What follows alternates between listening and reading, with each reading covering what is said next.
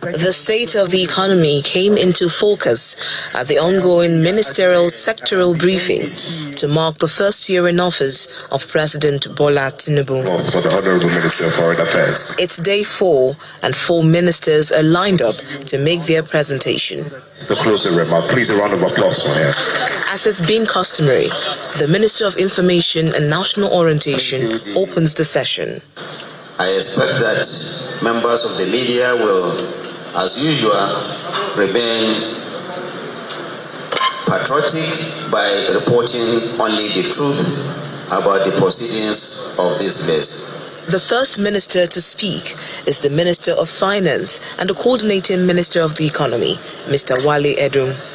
He highlights efforts of government through different interventions to ameliorate the sufferings of Nigerians while explaining Nigeria's economic position in the last 1 year.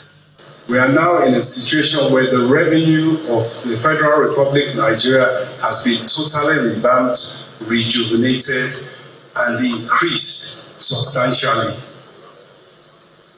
What that means is that the government can now pay its way. The government is paying its debt service without resort to ways and means, particularly international debt service. The obligations domestically are being paid. Next is the Minister of Industry, Trade and Investment, Mrs. Doris Uzoma Anite, who gives insight on the efforts to relaunch Nigeria's investment landscape. Nigeria's investment landscape is now witnessing a significant influx of foreign capital aligning with the renewed agenda of Mr. President. Led by the commitment of His Excellency Mr. President, we have secured investment commitments of over $30 billion so far across multiple sectors of the economy. In addition, the ministry is taking decisive and structured steps to attract capital investments which will transform our homegrown enterprises and industries into global players.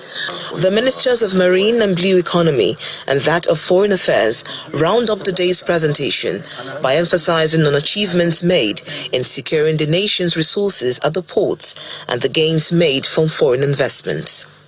I'm happy to report that today, sanity has returned to the Tinker Island Port Corridor as the perennial traffic gridlock on the Mile 2 and Tinker in Lagos has since given way, thus putting an end to the multi-billion naira yearly loss to Lagos port traffic gridlock. We're just returning from a trip to the US where we managed to work with the US government to put additional pressure on the US Congress to extend the AGOA, African Growth Opportunities Act, that they were looking to end. Our target is to make sure that the garment industry moving forward is included in the exports for AGOA. We are pushing very hard for Nigeria to become a member of the G20. We've campaigned, we've engaged with so many G20 members. All of them are very receptive to the idea because you need Nigeria in there to be able to influence what happens in the global economy and speak out for others because we have a big voice. The ministerial briefing will take a break for the May 29 celebration. So far, 17 ministers have presented their scorecards and more are expected to brief Nigerians in the coming days. Victoria Longjon for Channels Television News.